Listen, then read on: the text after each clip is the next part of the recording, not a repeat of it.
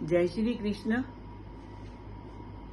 Japan के शहर Tokyo से प्रकाशित होने वाली एकमात्र हिंदी की पत्रिका हिंदी की गूंज और उसकी एकमात्र संपादिका रमा शर्मा जी की आभारी हूँ, जिन्होंने मुझे फिर ये मौका दिया है कि मैं आपके साथ आगे कुछ रूबरू हो सकूं। मैं आपको आज एक बहुत ही महत्वपूर्ण जानकारी देना चाहती हूँ कि हम आजकल साइबर क्राइम से कैसे बचें। हम ठगी का शिकार होते जा रहे हैं और कुछ नहीं कर पा रहे हैं। इवन कि जितने पढ़े लिखे लोग भी हैं वो भी इनके झांसे में आ जाते हैं। और कुछ मैं आपको जानकारी देना चाहूंगी। आपने तकरीबन देखा होगा, सुना होगा, पढ़ा होगा, प्रतिदिन समाचार पत्र भरे हुए होते हैं।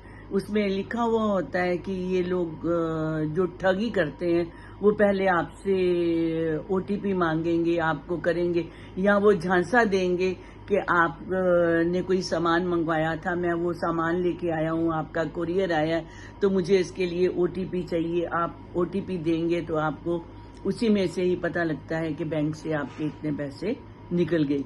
ये सबके साथ देखिए हो रहा है। और कुछ लोग तो छिपा जाते हैं और कुछ मेरे जैसे होंगे जो चाहेंगे कि सबको इसकी जानकारी मिले और कोई और ना फंसे। तो उसके लिए अब जैसे कई बार आप ये देखिए कि फोन पर मैसेज आ जाता है, लिंक मेल पे आपके कंप्यूटर पर आए हुए मेल आ जाते हैं और उनके माध्यम से ये लोग हैंकर्स जो होते हैं वो आपके फोन को भी हैंग कर देते हैं। और ये हैंकिंग जो है एक ऐसी प्रक्रिया है जिसमें कोई भी व्यक्ति गैर कानूनी रूप से बिना किसी की निजी जानकारियों के बिना उसकी अनुमति के वो आपकी सारी जानकारियां ले लेता है और उसके जरिए वो वेबसाइट की सिक्योरिटी को तोड़ देता है। और ये पूरी तरह से हैक कर सकते हैं। इसके अलावा वो सोशल मीडिया पर भी एक्सेस को भी हैंग करके उसकी पहचान का इस्तेमाल कर लेते हैं। फिर देखिए एक फिशिंग है।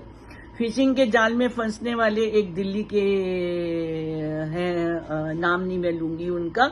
वो कह रहे थे कि उनको एक बहुत बड़ी कंपनी से ऑफर आया कि जिसमें उन्होंने जॉब के साथ वो लिखा हुआ था कि भी ये एप्लीकेशन फॉर्म भर के भेजिए और हम आपको वो देखेंगे, आपका अगर बायोडाटा हमें पसंद आएगा तो हम आपको सिलेक्ट कर लेंगे। अब ऐसे ही उसके साथ जब वो उसने एप्लीकेशन फॉर्म फिल किया तो उसके साथ उन्होंने ईमेल पर अपना सारा जितनी भी जानकारियां थी या जितने भी वो उनके सर्टिफिकेट्स थे वो उन्होंने उसके ऊपर भेज दिए। अब नेचुरली आप देखिए कि अगर हमने भेजे हैं तो उसके साथ फोन नंबर भी जाएगा और फोन नंबर के साथ ही आधार कार्ड लिंक था। और तभी इनके पास बार बार ओटीपी आने लग गए तो इनको थोड़ा सा डाउट हो गया कि ये कहीं गड़बड़ है। और तब जाके पता लगा कि भी ये तो काम ही गलत हो रहा था। फिर उन्होंने तुरंत ही 1930 पर जो ये national cyber crime reporting portal helpline number है वहां पर शिकायत की। और अगर आप भी अपना ईमेल बॉक्स चेक करते हैं और आपको भी अक्सर वहां पर स्पैम ईमेल जो है वो दिखाई देते होंगे, इसके तहत भी आप अपने आप को वो बचाव कर सकते हैं। फिर देखिए एक है साइबर बुलिंग। एक 10th क्लास का स्टूडेंट था, उसने अपने साथ एक पढ़ने वाली जो गर्ल स्टूडेंट थी उसको एक कार्ड गिफ्ट किया तो उस गर्ल स्टूडेंट ने उसको लेने से मना कर दिया। इसके बाद वो ऐसा उसका जो फ्रेंड था वो ऐसा निकला कि उसने अपने कैमरे में रिकॉर्ड करके पूरे स्कूल में फैला दिया, जिससे वो जो गर्ल स्टूडेंट थी वो इतनी आहत हुई कि उसने फिनाइल पीकर अपनी जान देने की कोशिश की। अब ये तो एक साधारण सा दिखने वाला साइबर अपराध है या क्राइम है, पर इसका अंजाम कितना बुरा हो सकता था ये हम आप सब देख ही रहे हैं। फिर देखिए सोशल मीडिया पर, हम सोशल मीडिया पर अपनी तस्वीरें शेयर करते हैं, हम अपनी फैमिली की तस्वीरें जो है वो शेयर करते हैं और देखिए कहीं ना कहीं लोग जो हैं जो ठगी करने वाले हैं वो वहां से चुरा लेते हैं और वो कहीं और फोटो लगाकर उसका जो है वो गलत इस्तेमाल करते हैं। अब अगर और देखा जाए तो जो मैं आपको बताना चाह रही हूँ, देखिए थोड़ी सी मतलब ये व्यक्तिगत भी हो जाती है कि अब मान लीजिए मैं हूँ, मेरे पास एक फोन आता है, वो फोन इंटरनेशनल कॉल है, वो उसमें ये कहा जाता है कि अरे तुमने तो मेरी आवाज ही नहीं पहचानी, क्या तुम मुझे भूल गई हो, तुम मुझे नहीं जानती, क्या हो गया, तुम मतलब इतना पुरानी, मतलब वो मैं तेरी दोस्त हूँ और तू मुझे भी भूल गई है। अब अगर ऐसे कोई कहता है तो आपके दिमाग में एकदम से वही बात आएगी कि अरे मेरी तो वहां पर कनाडा में ये फ्रेंड रहती है या वो दोस्त रहता है, तो आप जल्दी से उसका नाम ले लोगे कि अरे तुम वो बोल रहे हो, तो हाँ जी हाँ मैं वही बोल रहा हूँ।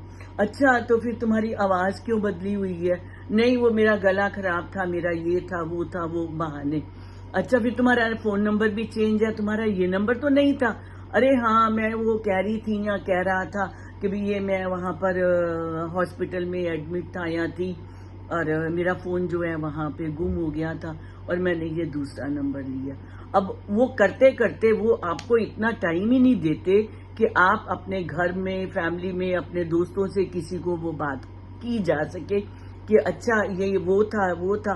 और वो फोन जो है वो लगातार 50 बार एक ही दिन में कर देते हैं कि जो इंसान एक काम कर रहा होता है वो काम नहीं कर पाता, वो कहता है कि मैं पहले फोन सुन लूं कि पता नहीं कौन क्यों कर रहा है ये।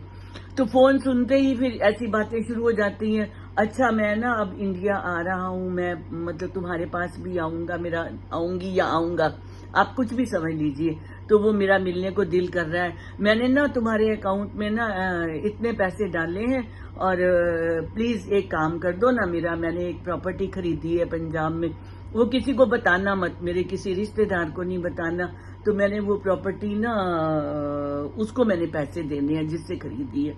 अच्छा भाई क्यों तुमने वो किसी को क्यों नहीं बताना या अपने रिलेटिव्स को क्यों नहीं बताना?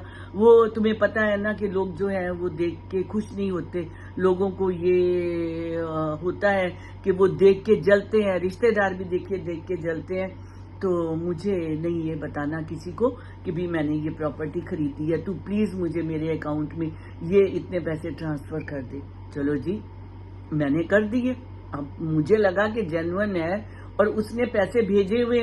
और देखिए सबसे बड़ी बात, आईसीआई से कस्टमर केयर से फोन आता है कि आपका वैसे वहां से पैसा चल चुका हुआ है और यहाँ हमारे बैंक में प्रॉब्लम आ रही है, नेट बैंकिंग में प्रॉब्लम है, आपको आज नहीं तो कल मिल ही जाएंगे पैसे।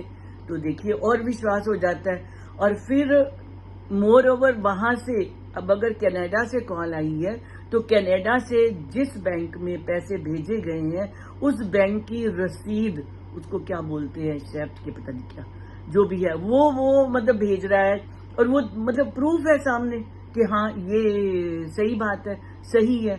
तो उसके झांसे में आ गए और आते आते भी क्या था, 6,15,000 रुपए एक ही दिन में गवा दिए कि वो चाहे अपने पास से नहीं थे, किसी से ले लेके। और कितने बेशरम है ये लोग, फिर अगले दिन फिर फोन करके कह रहे हैं कि आपका बहुत बहुत शुक्रिया, आपने वो उसकी बेटी की जान बचा ली है, वो उसकी बेटी तो अपोलो हॉस्पिटल में एडमिट थी, अगर आप ये पैसे ना देते तो उसकी बेटी मर सकती थी, आपने बड़ा पुण्य का काम किया है। तब तक पता लग चुका है कि हम मतलब ठगी का शिकार हो गए हैं, पर कुछ नहीं कर सकते। हाँ जी करते रहे, FIR दर्ज कराई है, FIR में वो उन्होंने कहा है कि 1930 पे करो, 1930 पे भी फोन किया है, पर वो तो कुछ भी नहीं हो सकता था ना। और जो पहले ब्लैकमेल किया गया या वो एक मतलब एक तरह से वो हिप्नोटाइज किया गया या कुछ भी कह लो कि वो ऐसा जाल बिछाया हुआ था कि आप इतनी समाज सेवा करते हो, आप ये करते हो, आप वो करते हो, तो ये पुण्य लगेगा, आप ये जरूर पर जरूर इसका वो कुछ ना कुछ करो कि आप ये पैसे ट्रांसफर करो कि वो वहां पर, नहीं तो वो लड़की मर जाएगी। अब याद आता है मुझे डाकू खड़क सिंह और सुल्तान की कहानी। हमने जब हम क्लास 2nd या 3rd में थे तो हमने ये पढ़ी थी।